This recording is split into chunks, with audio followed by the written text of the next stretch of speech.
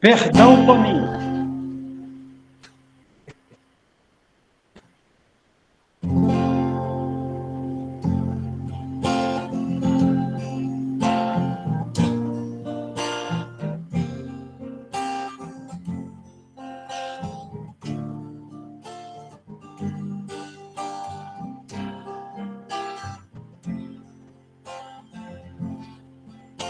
É bom viver quando se tem em paz o coração.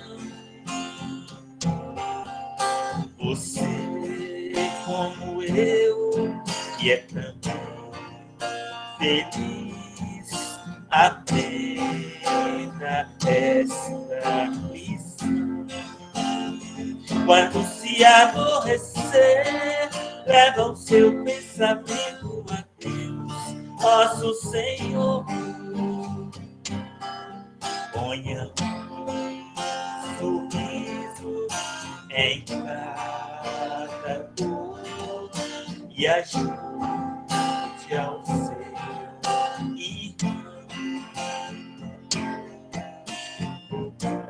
Somente assim é que você verá como é bom então viver.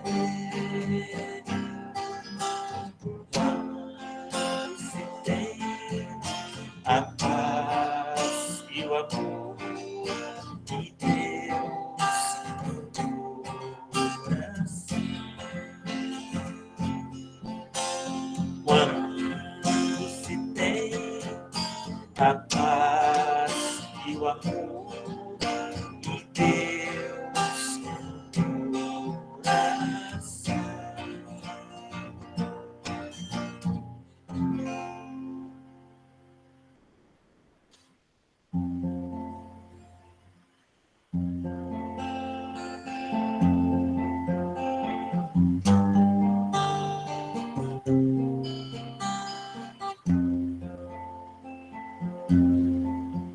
Quando eu quero falar com Deus,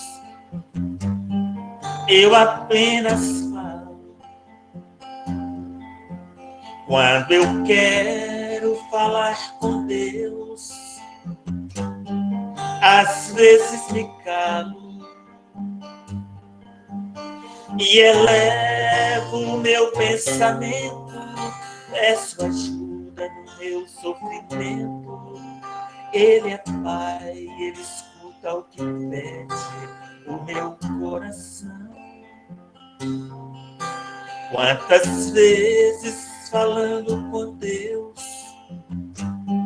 desabafo e choro, e alívio pro meu coração,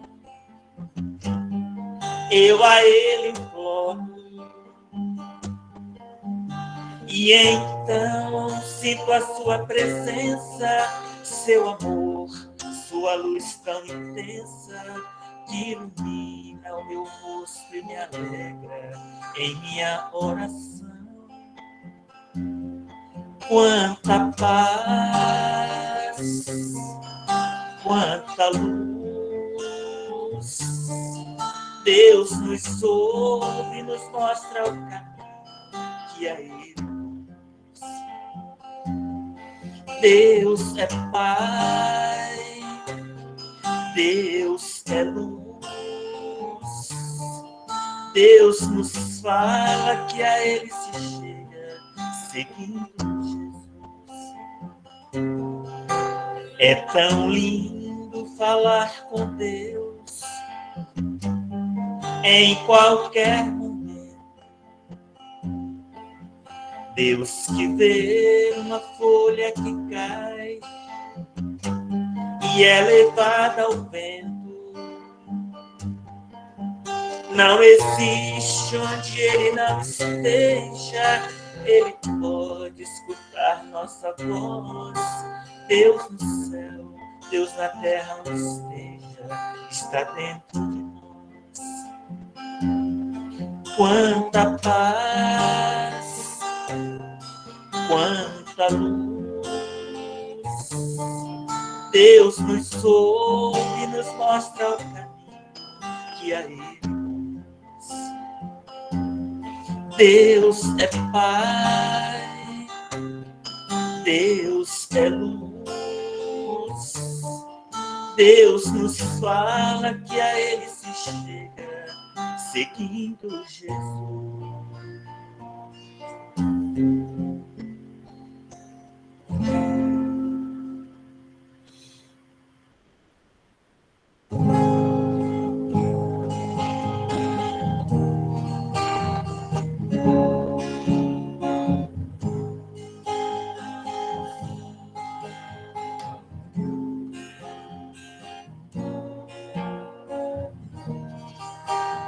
Quem ama sabe bem o que é o amor, que vem de Deus, porque Ele é capaz. Quem ama não tem tempo para sofrer, nem se envolver com coisas tão banais. Somente o amor é capaz de transformar os corações e construir um mundo melhor de paz.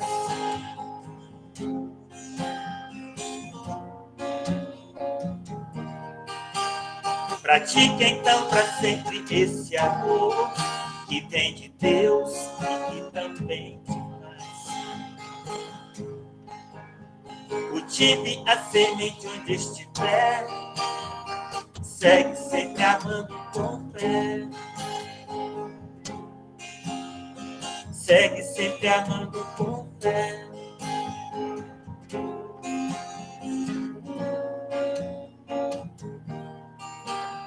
Quem ama sabe bem o que é o amor, que vem de Deus, porque Ele é capaz. Quem ama não tem tempo para sofrer, nem se envolver com coisas tão banais. Somente o amor é capaz de transformar os corações e construir um mundo melhor de paz.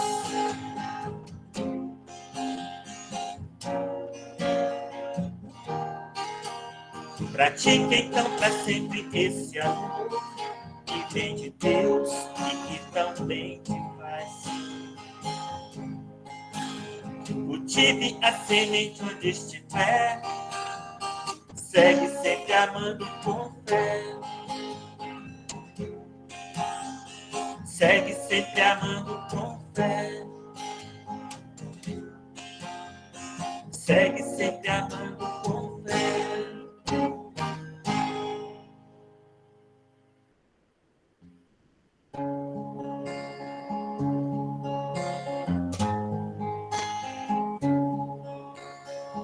Uma fonte de amor eu aqui encontrei, nesta casa de luz, quando nela eu entrei. O cansaço que eu tinha, toda a minha pressão, o trabalho no amor acabou com a tristeza no meu coração. Aqui nesta casa onde todos trabalham, existe uma luz. Olhares que acalmam, as mãos que trabalham, servindo a Jesus. O trabalho no bem que Ele nos ensinou. Vou beber nesta casa a água bendita da fonte do amor. O trabalho no bem que Ele nos ensinou. Vou beber nesta casa a água bendita da fonte do amor. Bem de tardezinha saí caminhando na beira da praia, olhando pro céu, as nuvens passando e o vento a soprar. O céu colorido de azul e branco instante eu parei, sentei na areia e lavar pelas ondas, pelos pés eu deixei, e a onda levou todo o cansaço meu. Sei que as ondas não param, constantes trabalham, são águas de Deus, e a onda levou todo o cansaço meu. Sei que as ondas não param, constantes trabalham, são águas de Deus.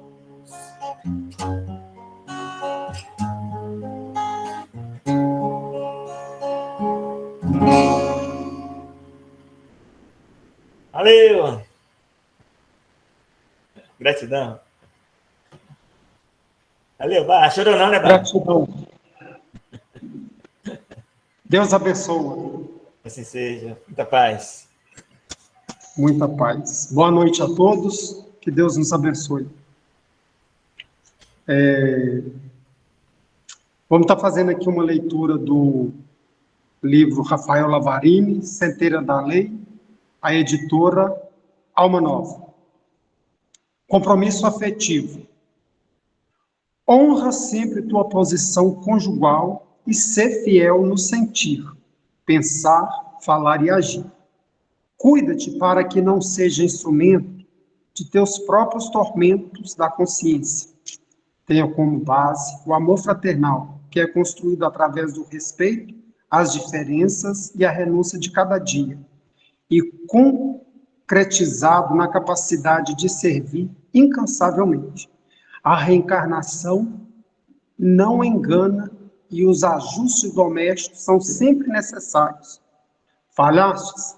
Aprenda-te que não mais enveredas pelo mesmo caminho perigoso das paixões fáceis. Recorda ainda o ecoar da voz divina no Monte Sinai, quando registrou e eternizou: não adulterarás. Êxodo 20, 14. Compromisso afetivo. Boa noite a todos, que Deus nos abençoe. Vamos, neste momento, elevar o nosso pensamento a Deus, agradecer o dom da vida, a oportunidade da encarnação, os amigos de jornada, agradecer ao nosso Mestre Jesus, que está do nosso lado, que deixou seus exemplos para que possamos seguir. E agradecer a espiritualidade amiga que se faz presente, que ela esteja do nosso lado, ao lado do nosso irmão Geraldo Márcio, para que ele possa trazer para a gente bastante esclarecimentos do Evangelho e que possamos abrir os nossos corações para esse entendimento, para que possamos compreender e colocar em prática. Senhor, esteja visitando todos os nossos irmãos que estão com pensamentos não bacanas, visitando todos os nossos familiares, e nós te agradecemos também pelos anjos da terra que o Senhor colocou, que são as nossas mães. Então, Senhor, a nossa gratidão pelos anjos na terra. E sede conosco, hoje, agora e sempre. Que assim seja. Amém. Que Deus nos abençoe. Boa noite a todos, muita paz. Geraldo Márcio, seja bem-vindo. Nossa gratidão. E você tem 1 hora para estar conversando com a gente. Deus nos abençoe e te abençoe. Ei, gente, boa noite, obrigado, prazer é nosso. Eu estava tendo uns problemazinhos aqui, ainda bem que a Gislaine me passou a mensagem. Minha câmera ligou agora, né? Ligou. Tá jóia. Gente, boa noite, né? De novo, o prazer é nosso realmente, nós estarmos aqui, podermos, como o Ademir falou aí na prece, né? Conversar a respeito do Evangelho, fazer as nossas reflexões a respeito do Evangelho. E cada página que a gente vai abrindo, cada passagem que a gente vai tendo oportunidade de refletir, estudando, né, vai nos impressionando pela profundidade e de como Jesus é tão atual, né, ainda para as nossas vidas e vai continuar sendo. Porque o Evangelho, como nós costumamos dizer, ele é um código moral de condutas não apenas do planeta Terra, é do universo inteiro. As leis que regem os outros mundos são as mesmas que estão ali exaradas no Evangelho. É lógico que descritas de uma forma que nós possamos entender, e à medida em que a gente vai fazendo o nosso mergulho nesses textos, né, nós vamos vendo aí, nós vamos tendo uma compreensão mais aprofundada dele. Vocês já me conhecem, sabe como que a gente gosta de trabalhar, sintam-se à vontade para poder fazer perguntas, para poder contribuir, né? Isso não atrapalha em nada, pelo contrário, só vem somar com a gente aqui mesmo, tá bom? Nós propomos, para fazer o nosso estudo de hoje, o capítulo 23 de Mateus, os versículos de 1 a 12. É lógico, talvez não dê para a gente fazer isso tudo aqui, né? Um versículo já dá para a gente conversar aí alguns dias, como acontece em alguns estudos que a gente faz. Mas nós vamos tentar fazer um resumo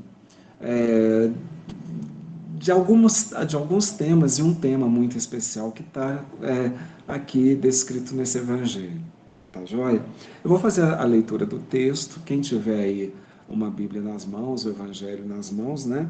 É o capítulo 23 de Mateus, versículos de 1 a 12. E aí a gente começa a bater papo.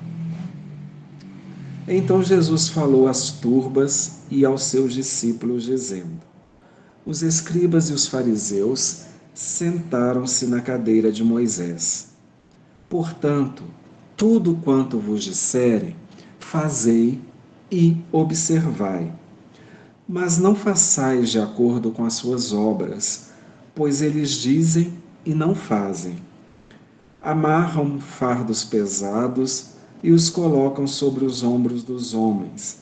Porém, eles mesmos nem com o dedo deles querem movê-los. Fazem todas as suas obras para serem contemplados pelos homens, pois alargam seus filactérios e tornam maiores as orlas das vestes. Amam o primeiro reclinatório nas ceias e as primeiras cadeiras nas sinagogas, as saudações nas praças e os serem chamados pelos homens Rabi. Vós, porém, não sejais chamados Rabi, pois vosso mestre é somente um, e todos vós sois irmãos. E a ninguém sobre a terra chameis de vosso Pai, pois vosso Pai celestial é somente um. Nem sejais chamados guias, porque vosso guia é somente um, o Cristo. Porém, o maior entre vós será o vosso servidor. E aquele que exaltar a si mesmo será diminuído, e aquele que diminuir a si mesmo será exaltado. Esse é o texto que o evangelista Mateus nos traz, e que, se a gente fizer uma leitura rasa dele, uma leitura superficial do texto, nós vamos vendo aqui Jesus conversar com seus discípulos e dizer para eles: olha, não faça o que aqueles outros ali estão fazendo, mas pode fazer tudo o que eles falam, porque eles não são bons para dar exemplo, né? Tudo bem, mas existem alguns questionamentos, sabe? Algumas perguntinhas aqui que a gente vai começar a trabalhar elas. Veja bem, Jesus está dizendo que os fariseus gostam de aparecer, né? Vou usar esses termos assim para a gente entender, tá joia? Eles gostam de se mostrar, de se fazerem notar, de chamarem a atenção para si. Na forma de vestir, era uma delas. Para poder se destacar das demais pessoas, batia o olho pela vestimenta, você diz: opa, aquele ali é um sacerdote, aquele ali é um fariseu, né? Aquele ali merece respeito, porque ele sabe tudo. Então é uma forma de se chamar a atenção para si. Mas aí a gente pode fazer uma pergunta. O que Jesus fala no final aqui? Ele fala assim: olha, e vocês não chamam ninguém de mestre não, tá? Nem de guia não, porque vocês já têm um guia que é o Cristo. Quem era o Cristo? Ou quem é o Cristo? E agora que estou fazendo pergunta. Agora é para acordar o povo mesmo. Ele está fazendo essa pergunta. Vocês não chamam, não tem outro guia não, que você só tem um, que é o Cristo. Que Cristo?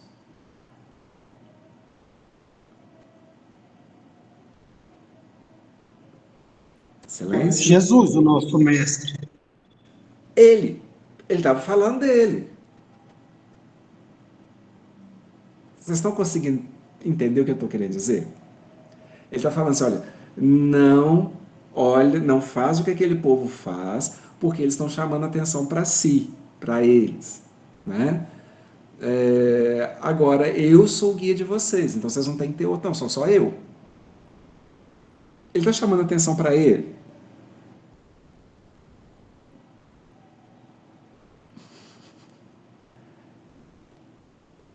Ele está se exaltando. Tá.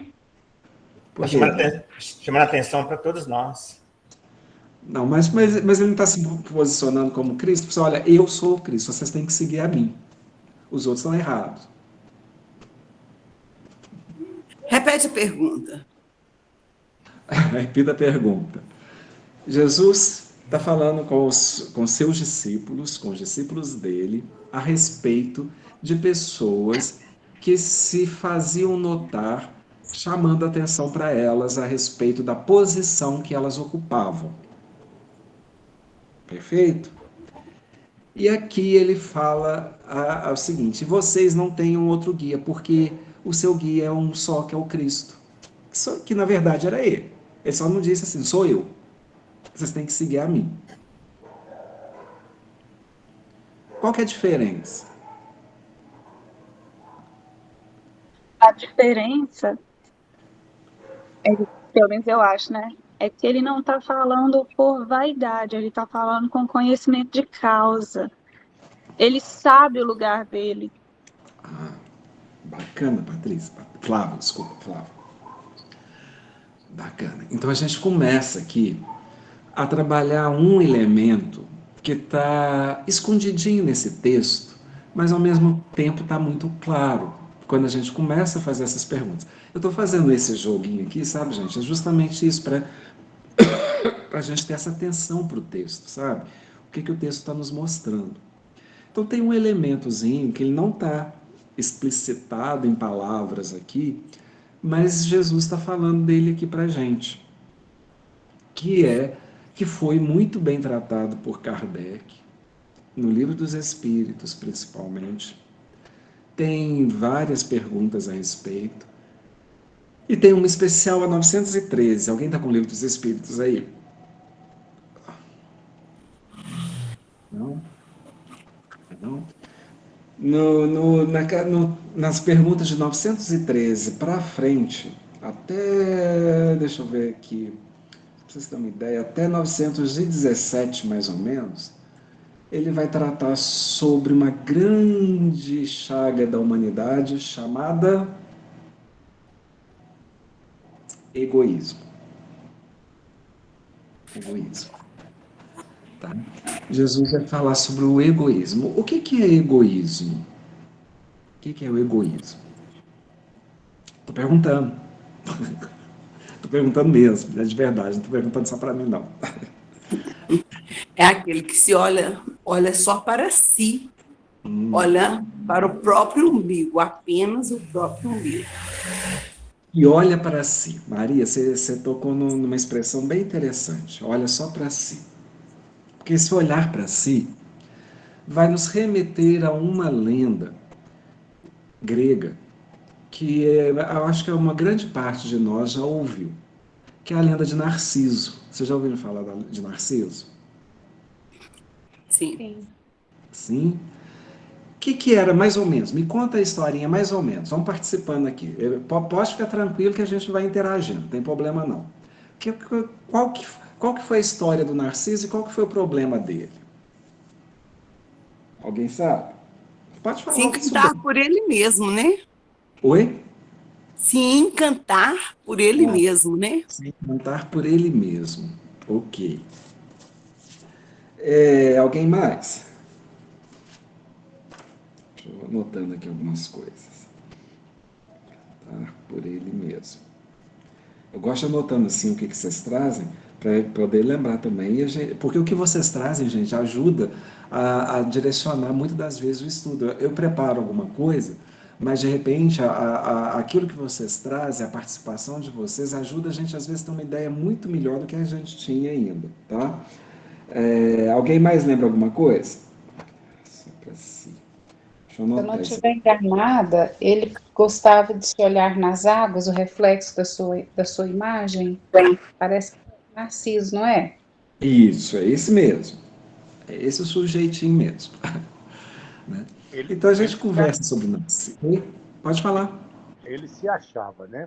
Ele se achava lindo e todo o resto era feio, né? Tanto é que tem aquela música acho que é do Gil, não sei, que Narciso acha feio tudo que não é espelho, né? Não é espelho. Assim, todo mundo era feio, só ele que era bonitão, né? Aí ele se apaixonou por ele mesmo, se ferrou. Exatamente, isso mesmo, João. Foi muito bom você ter tocado nesse aspecto, João, porque é o que a grande maioria de nós olha para quando a gente lê a respeito de Narciso. Ele se achava muito bonito e todos os outros eram feios, né? Mas nós vamos chegar lá. Mas eu quero fazer uma outra pergunta primeiro. Vocês podem fazer essa pergunta. Ô Geraldo Max, o que isso tem a ver com o texto do Evangelho? Aí eu vou responder, calma que a gente vai chegar lá. Que a gente vai chegar lá. Tá? Vamos embora. Então a lenda de Narciso é justamente essa.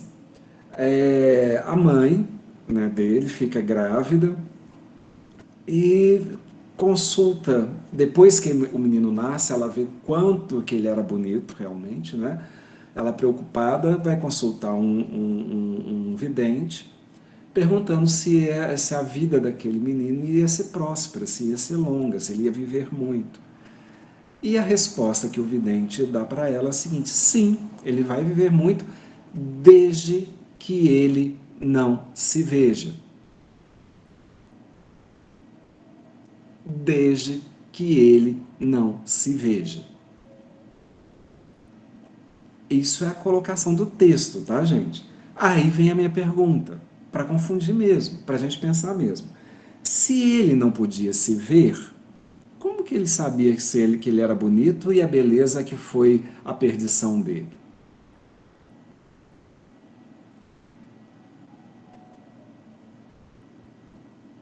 Mas o fato se dá quando ele se vê nas águas, né?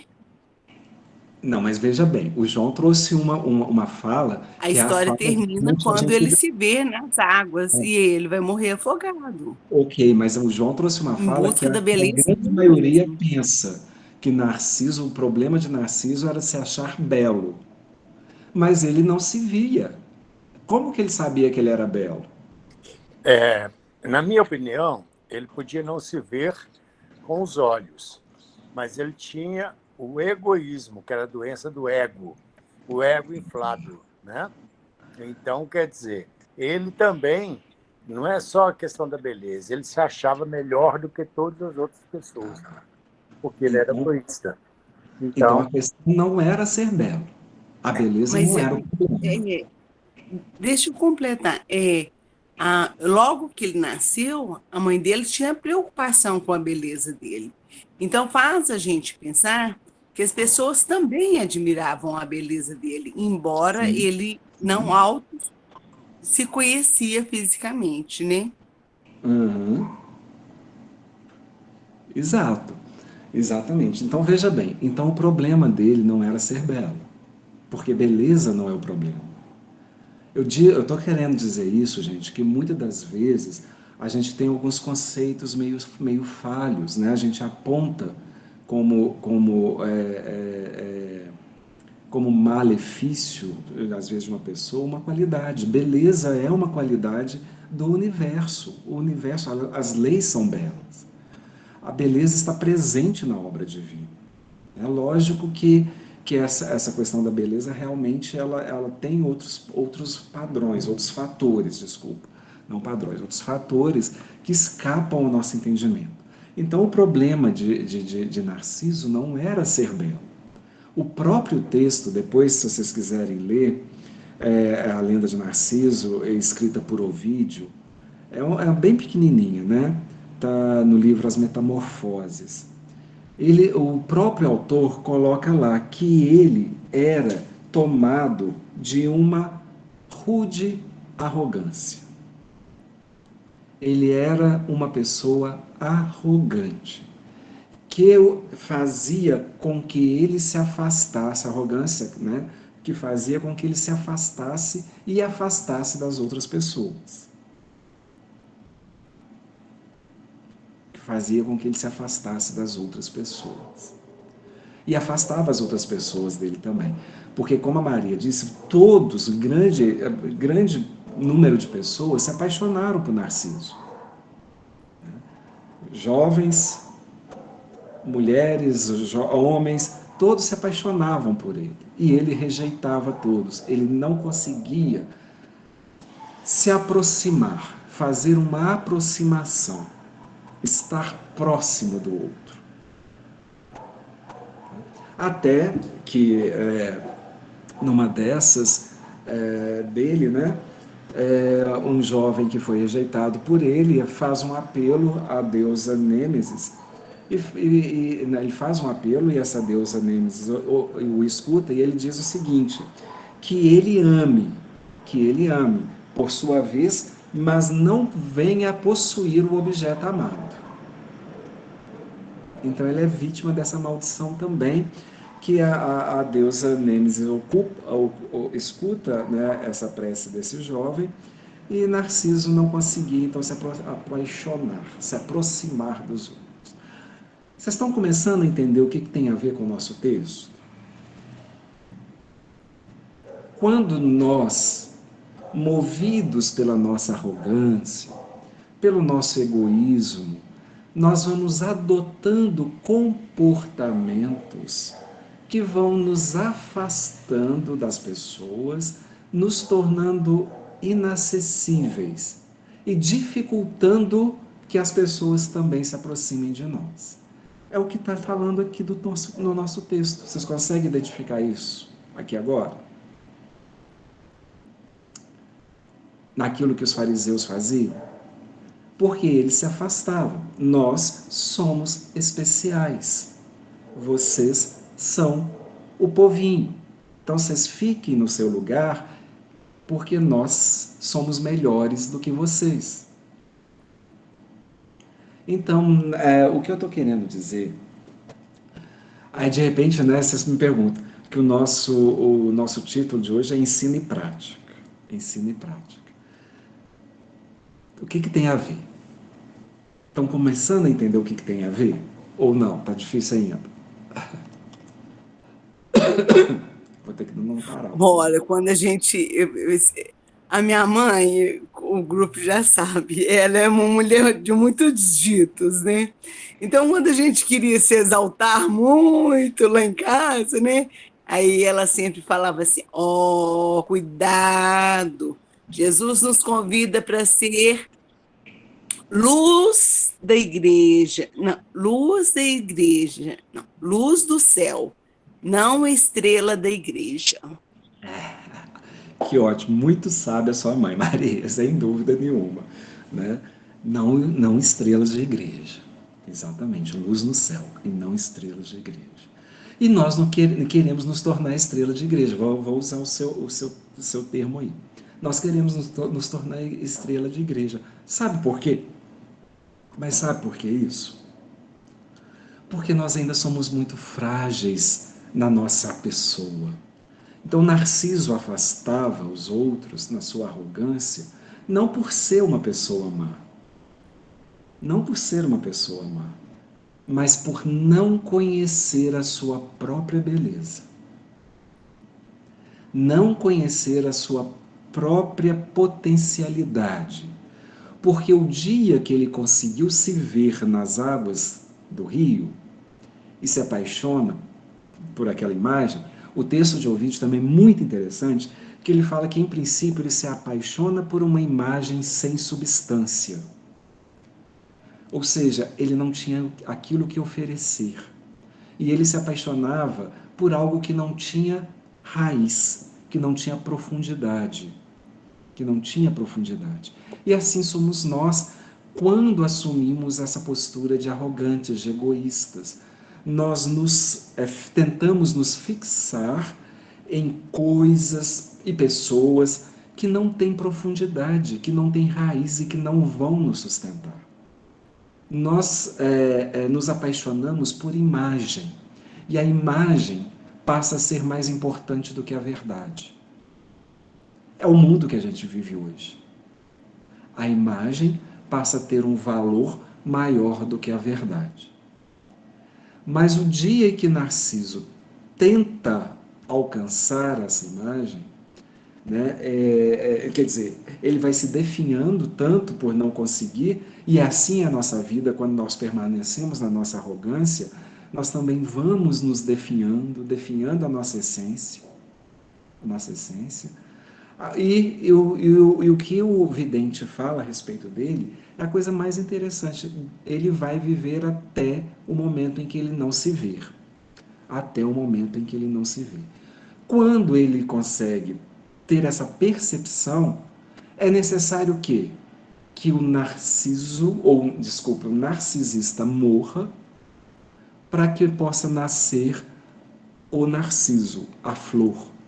Porque naquele lugar ele definha até morrer, né? E aonde ele morre, nasce a linda da flor chamada narciso. Nasce uma flor belíssima, ou seja,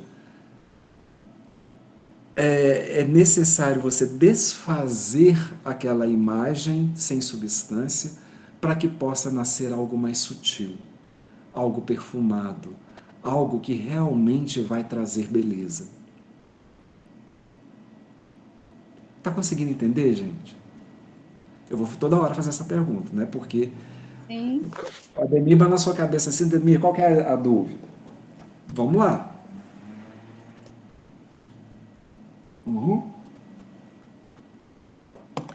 Bom, então Kardec, na questão 913 do Livro dos Espíritos, ele faz essa pergunta. Dentre os vícios, qual que se pode considerar radical? Qual se pode considerar radical? Radical, gente, vem de raiz, né? Aquele que está enraizado.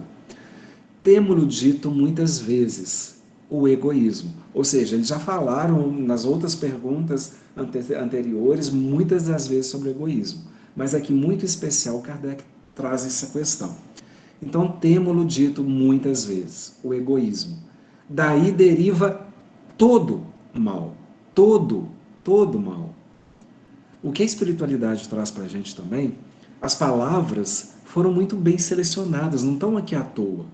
Então está dizendo que todo o mal que nós projetamos tem a sua raiz no egoísmo.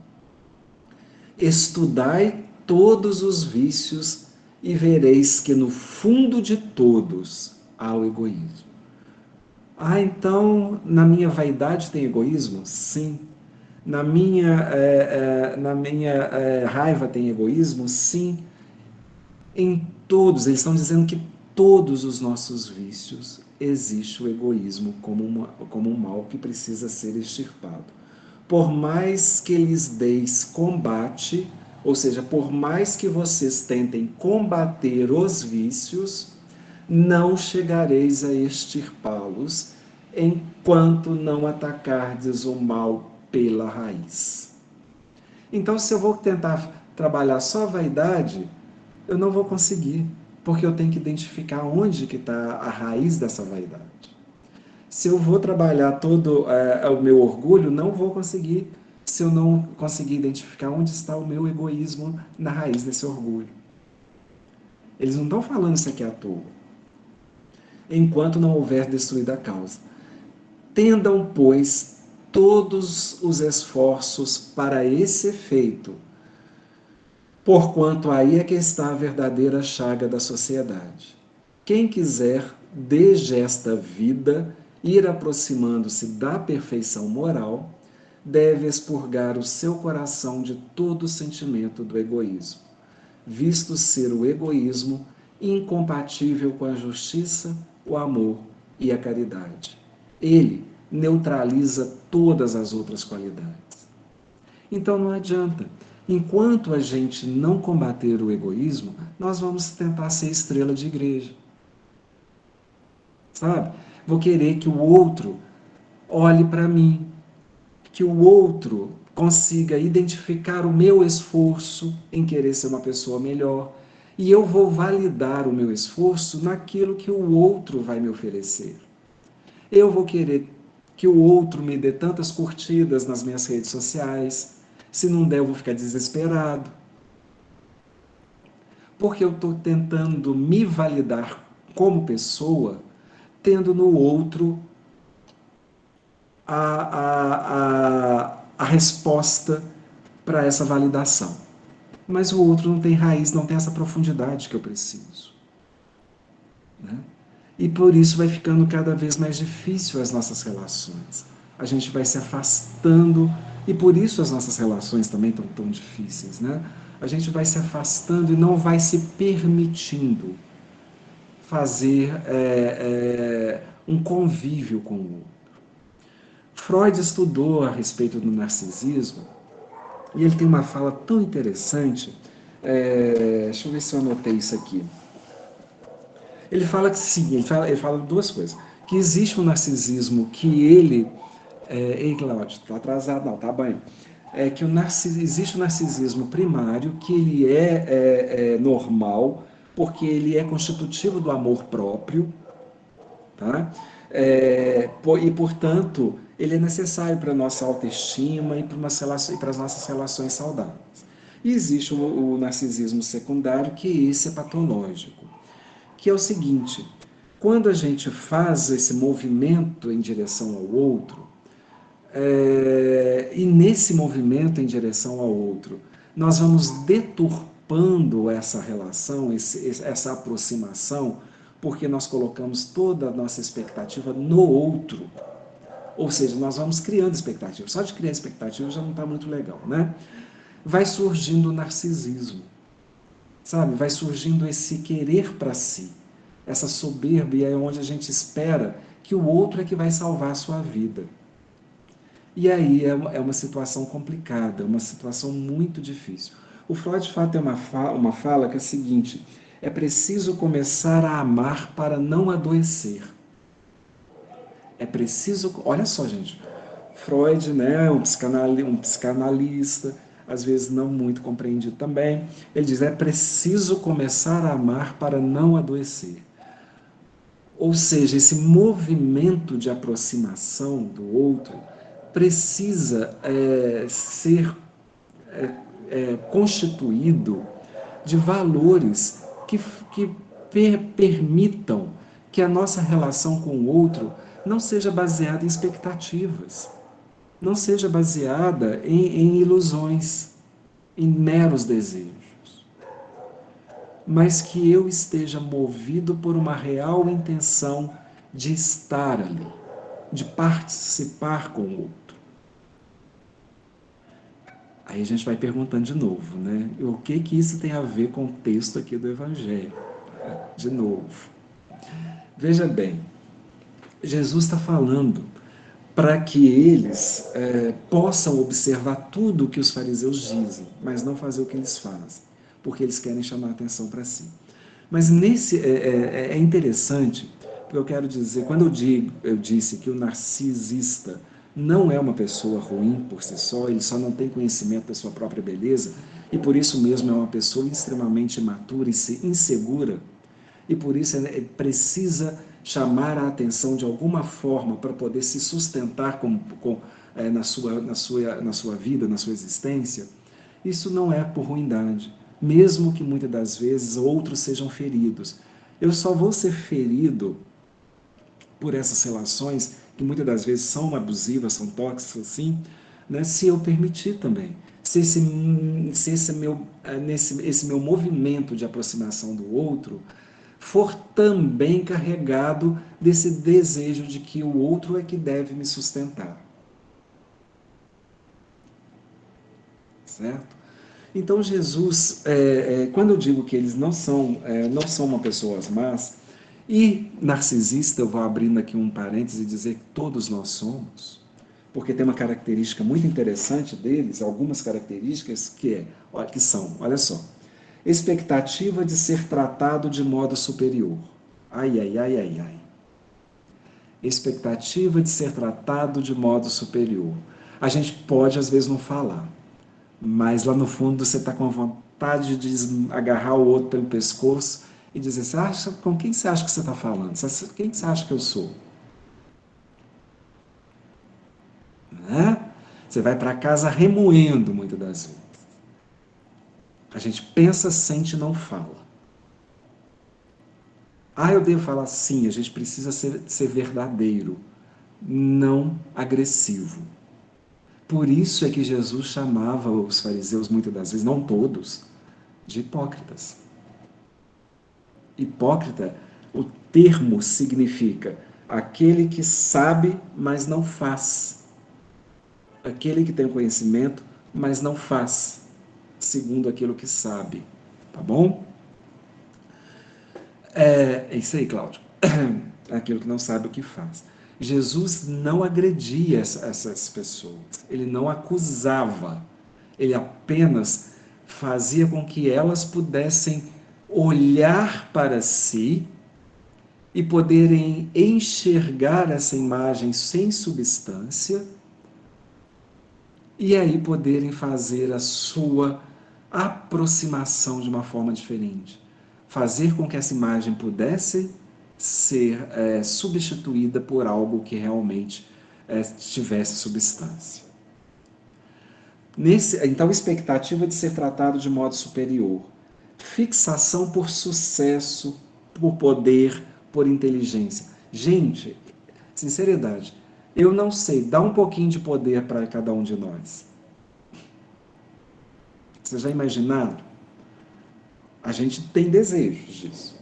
Sentimento de ser o único, de superioridade, de alto status, necessidade constante de admiração pelo outro, necessidade de obediência por parte dos outros, falta de interesse em simpatizar com sentimentos, desejos ou necessidades dos outros.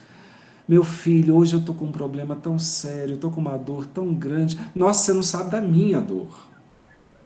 Aí a gente não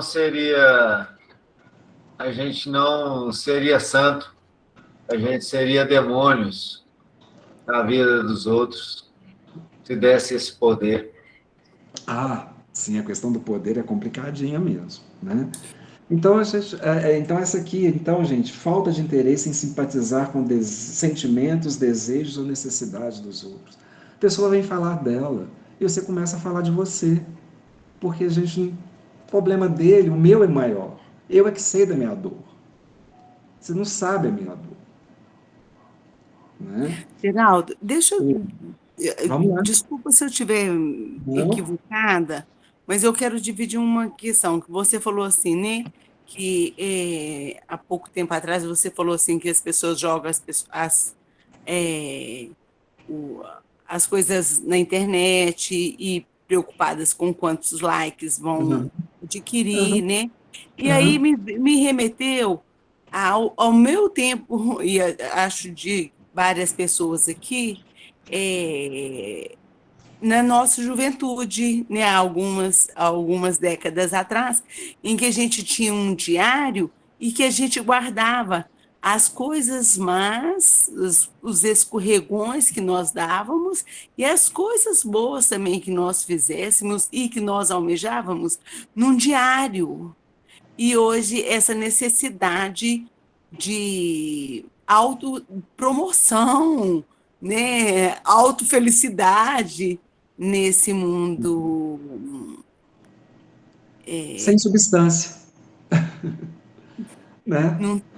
Eu fiquei questionando, será que nós estamos piorando então? Oi? Necessidade de aprovação de outra pessoa sem buscar, na verdade, se aprimorar a si mesmo. Veja bem, tem que ficar bem claro. Será que nós estamos piorando então? Veja bem, eu acho que nós não estamos piorando não, sabe, Maria? Eu acho que até uma boa parte ainda permanece no mesmo nível. O que está acontecendo é que agora nós estamos lançando os nossos olhos sobre esses comportamentos que antes a gente não dava tanta importância. E hoje nós estamos conseguindo perceber o quanto esses comportamentos precisam ser repensados. Perfeito. A cada um a seu sentiu. Exato. E como eu li aqui a gurinha mesmo atrás, o Freud dizia que o narcisismo, num nível, ele é saudável. Ele faz parte dessa nossa necessidade de autoestima.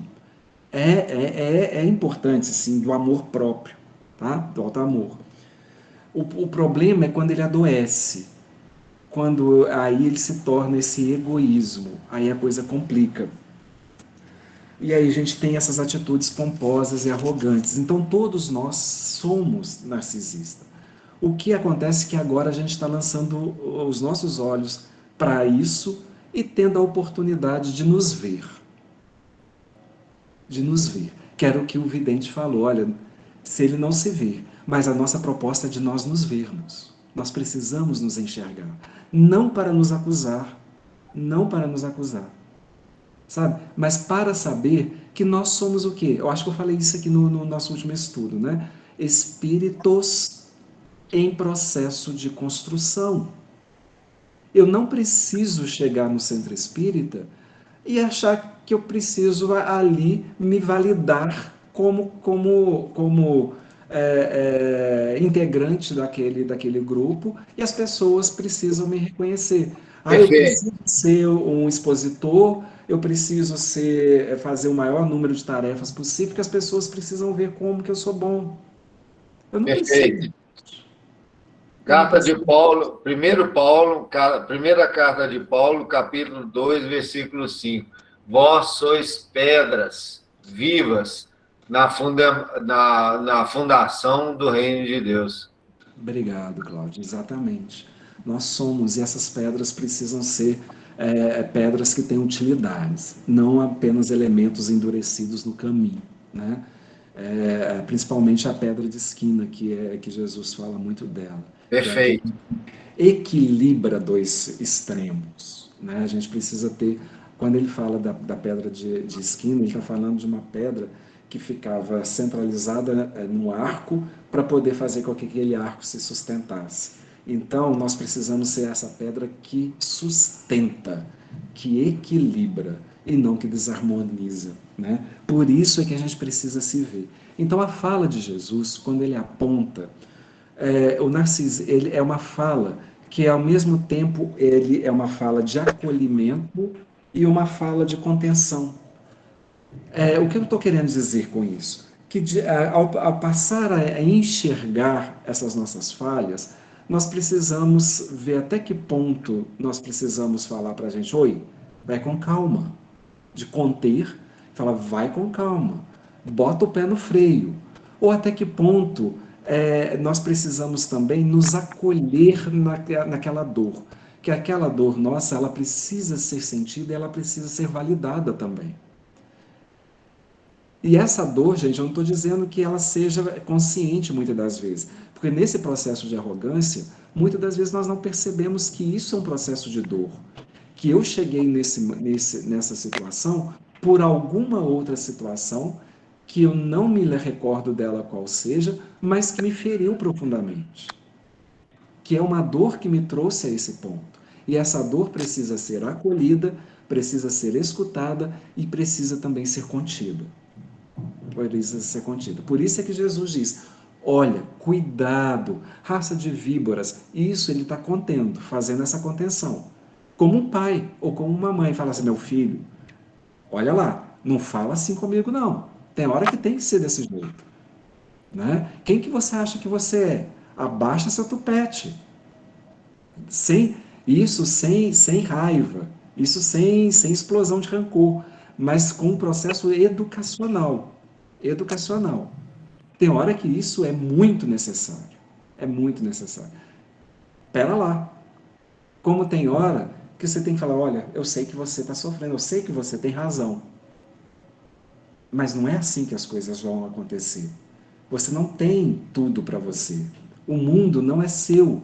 Você não é o reizinho do papai e da mamãe. Você não é a princesinha do papai e da mamãe. Porque nós educamos, ou a gente vê a maioria das pessoas educando seus filhos na atualidade, para ser princesinha e para ser reizinho. Então todo mundo quer mandar. Porque rei e princesa é para isso, né? Para mandar e ser mimado. Todo mundo quer mandar e ser mimado. E aí? Não vai dar certo. Com tanto ego batendo de frente. Percebe? Então, Jesus, quando ele fala dos fariseus, ele está falando de comportamentos que precisam ser repensados e de dores que precisam ser acolhidas e contidas também, quando necessário. Tá? Mas o mais interessante aqui também, que está bem no primeiro versículo, nossa, a gente falou tanta coisa, eu já comecei assim, falando lá de baixo e já falei 45 minutos, gente, nossa senhora. A coisa é complicada, o tempo voa. Mas vamos lá. Lá no segundo versículo, ele diz: os escribas e os fariseus sentaram-se na cadeira de Moisés. Olha como que os versículos, as palavras são interessantes. Sentaram-se na cadeira de Moisés. O que isso significa? Sentaram-se é um verbo de flexão, não é isso? O que isso significa?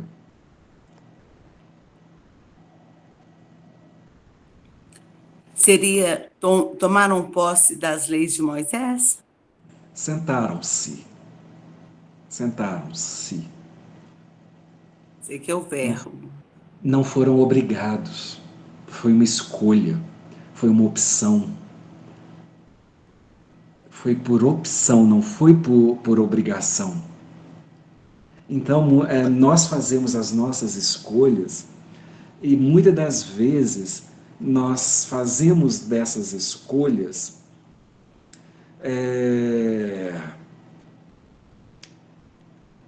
prisões. Nós fazemos dessas nossas escolhas prisões. Ao invés de fazermos delas objetos de libertação da nossa vida.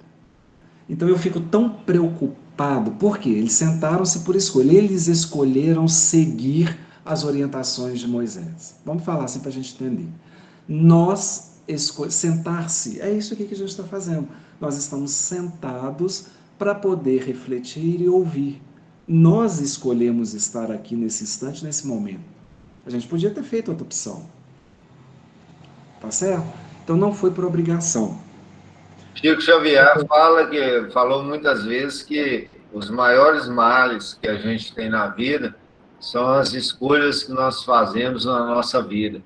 Às vezes, as escolhas, a prisão que a gente vive na vida, são pelo nosso orgulho, a nossa vaidade e a nossa falta de aceitação das nossas vicissitudes. E se a gente saber escolher isso, e entender isso, é que a gente fica livre da nossa prisão.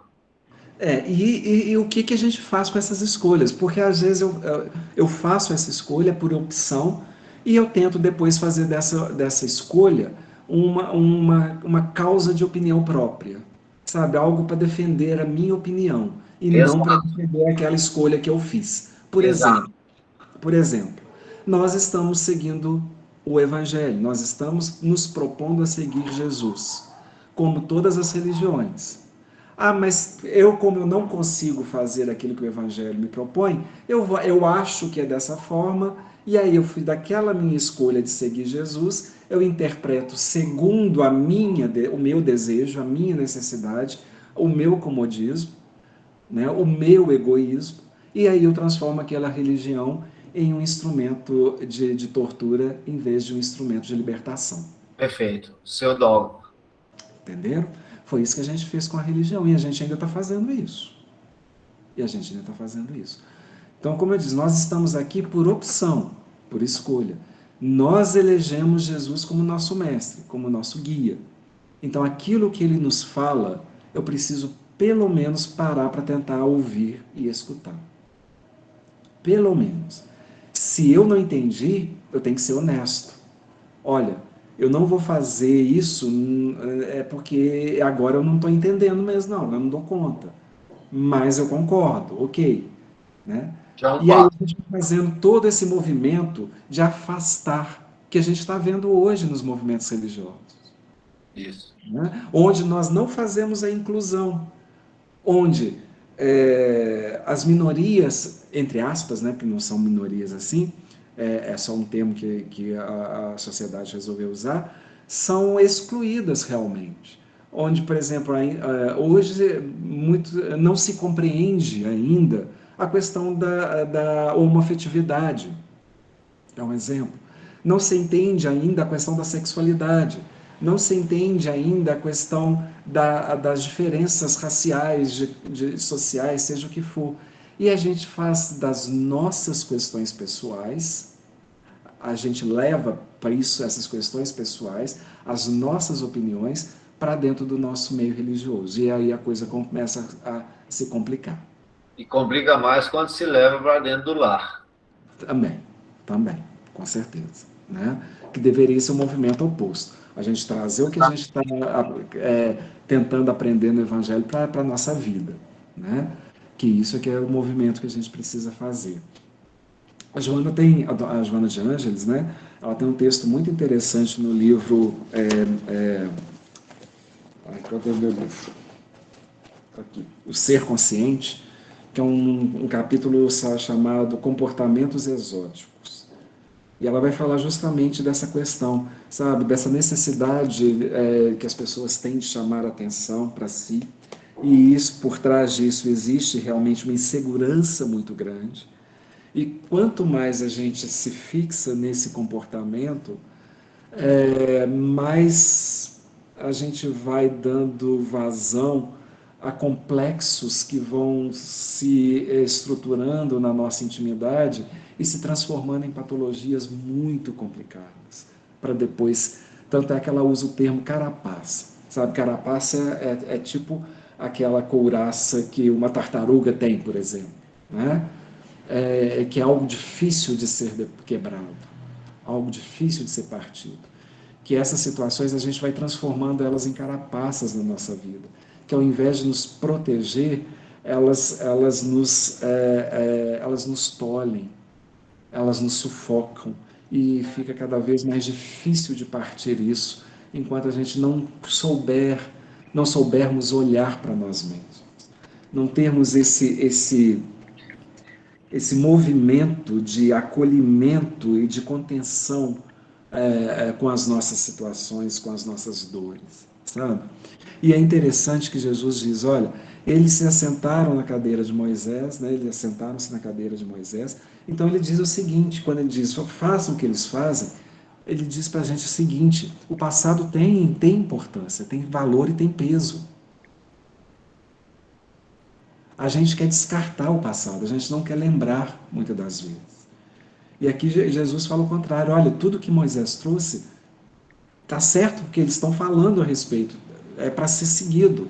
Né? Então o passado tem a sua importância, e a gente precisa ter esse olhar para o nosso passado também, sabe, para as nossas experiências. E porque a gente não tem esse olhar para o passado, é que a gente repete tanto os nossos erros. Né? Porque significa que a gente não aprendeu. Significa que a gente não aprendeu. Hoje está muito complicado, está muito confuso. Geraldo, Oi. Geraldo. Ou então a pessoa usa isso como uma desculpa, né? Que ela já sofreu tanto no passado, ela foi tão vítima no passado, então hoje ela se permite ser arrogante, ser egoísta, né? E como você falou, até desenvolve algumas patologias para se se proteger. Se justificar. Por exemplo, o hipocondríaco. O hipocondríaco, ele tem a mania de falar de doença o tempo todo, remédio o tempo todo, e para que as pessoas tenham pena dele, porque ele sofre demais da conta. Então, na verdade, o que ele gosta? Né? Ele gosta de plateia. Né? O egoísta, ele gosta de plateia. E aí ele usa esses artifícios, usa o próprio passado para justificar o comportamento presente. Eu fico pensando que Nós temos que alertar essas pessoas para esse labirinto que ele entrou, e nós podemos contribuir com essa pessoa não sendo plateia dela. Você concorda? Eu concordo, e eu preciso falar de uma outra coisinha aqui também, sabe? A sua fala também me chama a atenção para outra coisa, porque nós estamos falando de algo olhando para fora. Justamente. O outro, né? A gente precisa... E você? Eu tenho que saber... Lembra do texto aqui do egoísmo? Né? É a raiz de todos os isso que eu males. peguei. Enquanto eu não tiver o meu olhar para ti mesmo, onde está a raiz dos meus vícios, que é o egoísmo, está em tudo, não vai adiantar. Eu sempre vou procurar justificar no outro as minhas vicissitudes. Essa é a raiz do problema. A raiz é o egoísmo mesmo, como eles colocam. O egoísmo, a vaidade. Às vezes, o que a gente pensa que, mas eu estou ofendido. Mas será que a pessoa não falou uma verdade para mim, ou eu for só simplesmente meu orgulho que foi ofendido? Sim. Quanto eu sou orgulhoso? Quanto é de mim mesmo que eu posso, da minha raiz, essa questão, meu amigo, meu irmão, da questão do hipocondríaco, né? A pessoa que fica, às vezes busca para ele mesmo, que ele tem um problema e fala assim, não, meu problema é maior que todo mundo. Uhum. E a gente, na situação, a gente tem que compreender que eu vou enxergar no outro que ele tem um problema, mas o quanto que o problema dele é maior do que o meu. Não, nem só isso. O quanto que a situação do outro pode me ensinar. Isso. O quanto que a experiência do outro tem para me dizer, para falar da minha dor. Exato, gostei. Porque quando você disse também, João, que muitas das vezes a pessoa já sofreu tanto e por isso ela assume essa postura de arrogância, justamente isso, nós estamos falando de dores, nós estamos falando das nossas dores.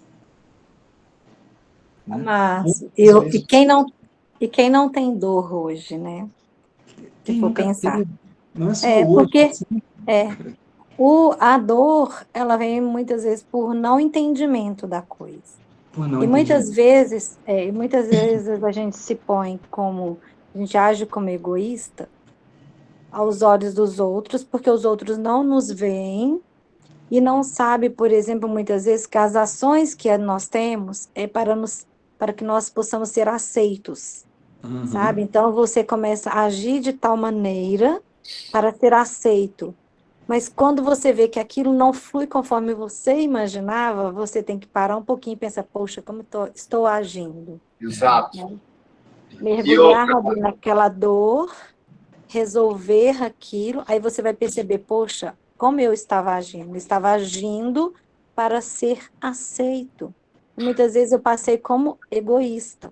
E o sentimento da dor é um estado de espírito. Cada um vai compreender de uma forma diferente. Eu posso pegar o Marcelo e ele pode estar com um problema e eu com o mesmo problema. Se ele tiver um estado de espírito mais superior, o bem sofrer e o mal sofrer, né? Capítulo 5 do Evangelho segundo o Espiritismo, ele vai ter uma compreensão diferente dessa dor. Exato. Você terminou, Cleide? Era isso tudo? Era isso? Eu estava só me posicionando em relação a essa questão de nos aceitar, né? Falando de, por exemplo, estou inserida numa sociedade. E aí, para eu ser aceito, eu tenho que muitas vezes fazer determinadas coisas, não ilícitas, mas de modo que aos olhos do outro parece ser egoísta. Né? Mas quando eu mergulho para dentro de mim, eu faço uma reforma, eu passo a compreender, eu passo a estudar, eu vou ter o conhecimento, daí eu não vou sofrer mais por causa daquilo, porque eu aprendi e posso até contribuir para com o outro. Sim. Só que não vai ser se essa reforma não for feita, né, Cleide, a gente usa a couraça, né, e cai na síndrome de Gabriela. Eu nasci assim, eu cresci Pensei assim. exatamente você... Uhum. Exato, né? Só que a coisa não acontece num passe de mágica, né? Porque muitas das vezes a gente quer, como comecei a fazer o autoconhecimento, então já tem que melhorar de uma hora para Que outra. as outras pessoas se transformem junto com você. Não é de uma hora para outra que a coisa acontece. A gente precisa ter essa compreensão do tempo de cada coisa, né? Do tempo de cada coisa. Mas, porém, ter uma ação constante no bem. Ademir, nosso horário já acabou, né, meu filho? A guria mesmo admite cai aí, né? E a gente está aqui ainda. Gente, desculpa, né? Muitas das vezes a gente quer falar muita coisa, mas eu acho que foi muito válido, porque, como eu disse, a participação de vocês é que vai fazendo com que o estudo ou as reflexões possam realmente bater dentro daquilo que a gente está precisando, né? E de encontro aqui às nossas necessidades. Passa voando, né, Cleide? Nossa, só nem fala. Aí a gente tem que lidar com essas coisas também, né? Com essas limitações, mas tudo bem. Eu deixo aqui para Mas vocês. o seu pesar aí, né, de estar terminando, me deixa muito feliz, porque a sua melhora está bem visível hoje, graças a Deus. Obrigado, a gente está tentando, obrigadão mesmo. Eu agradeço as preces de vocês também, com certeza, Nossa Senhora. Né, e a gente precisa então, aprender, como eu estava dizendo, a lidar com essas questões do tempo, que a gente tem que lidar com isso mesmo, né? Mas eu deixo para vocês aí, como sugestão de leitura, a Lenda de Narciso, para vocês pensarem, que está no livro As Metamorfoses, de Ovídio, né? O texto original, sempre melhor. Vocês conseguem na internet, tá, gente? Não tem problema, não. As questões sobre egoísmo, do Livro dos Espíritos, 913 para frente, tá bom? O texto da Joana de Ângeles, Comportamentos Exóticos, no livro Ser Consciente. O próprio texto que nós acabamos de ler, né, para que vocês possam ter uma reflexão mais aprofundada, né? Talvez isso, tá vendo? Isso tudo de onde saiu? Tá tudo ali no texto. A gente não está voando e falando de coisas que não estejam ali, né? E tem um outro texto no livro Fonte Viva, do Emmanuel, que eu não trouxe ainda, né, mas vale a pena ler, que é o capítulo 116, Ir e Ensinar, tá? Que é bem interessante. Então, esses textos vale a pena depois vocês darem uma lidazinha, refletir sobre eles também, porque o Evangelho, o nosso estudo é assim. A hora que a gente desliga aqui, é que a gente vai começar a fazer a leitura verdadeira do texto, tentando adaptar isso para as nossas vidas. Nada, minha filha, eu sou um mestre. Então, nós estamos... obrigado, Cleide. Você tocou no assunto que eu não podia deixar de falar. Eu posso falar ainda? Que eu acho que é importante a gente citar isso. Pode, Ademir? Você me concede mais um minutinho? Pode ser? Obrigado. Ô, Cleide, não é questão de falsa humildade, não. É isso aqui que eu estava perguntando, que eu comecei o texto a falar. Quando Jesus fala assim, eu sou o Cristo, e vocês falaram muito bem mesmo, não é uma questão de egoísmo ou de vaidade da parte dele. Ele está assumindo o papel que ele assumiu com a divindade para estar aqui com a gente, de mestre. Isso é uma postura de humildade. A humildade, como a gente já conversou aqui algumas vezes, é o reconhecimento do momento e do papel no qual você se encontra, sabendo do tanto que ainda você tem para caminhar. Entendeu?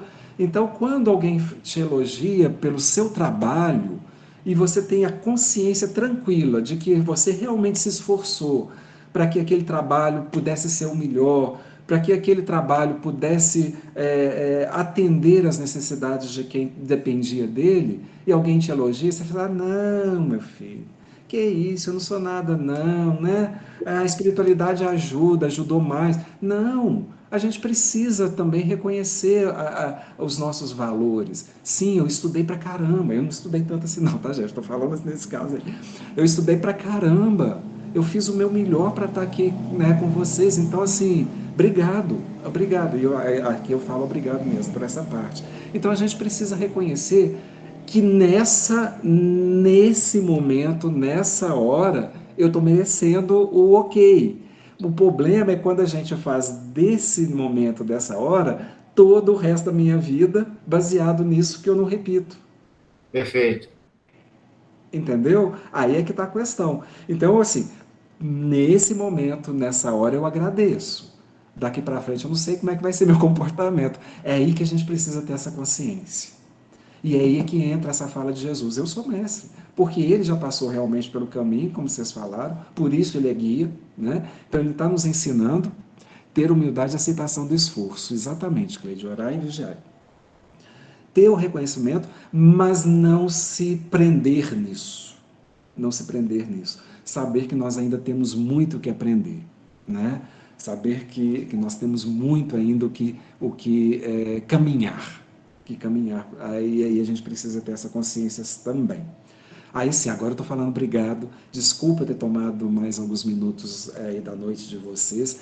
A todas as mães que estejam aí presentes, um grande abraço para todas, que é uma grande tarefa, uma grande missão, sem dúvida nenhuma, de pais também, né? Tem muito pai que está fazendo o papel de mãe também, né? A todas as mães das mães, mandem uns abraços para elas também, e aí uma boa noite para vocês. Obrigadão pela oportunidade.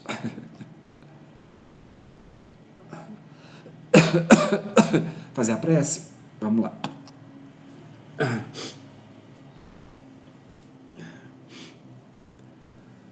Senhor Jesus, Divino Pastor de nossas almas, acolha-nos, Senhor, e permita que em nossos corações nós possamos ter um espaço para a sua voz, para o seu chamamento, nos convidando a juntos nos reunirmos no seu redil, para que possamos assim, Senhor, sob a mensagem do seu Evangelho, edificarmos um mundo cada vez melhor, erradicando das nossas ações, dos nossos comportamentos, o egoísmo, que, como a espiritualidade amiga tem nos alertado, é a grande raiz, o grande mal, onde se encontra todos os nossos vícios. Que nós saibamos ter, Senhor, esse olhar condescendente, mas também esse olhar atento para as nossas ações. E possamos cada vez mais buscar a nos colocarmos de acordo com as suas orientações. Obrigado aos nossos benfeitores, aos nossos anjos guardiães, e obrigado a Deus, nosso Pai, pela sua infinita misericórdia. Muito obrigado às mães que, com esse doar constante, nos ensinam e nos orientam muito. Muito obrigado, Senhor. Que assim seja. Que assim seja. Boa noite, gente. Que assim seja. Ô, Geraldo Márcio, por favor,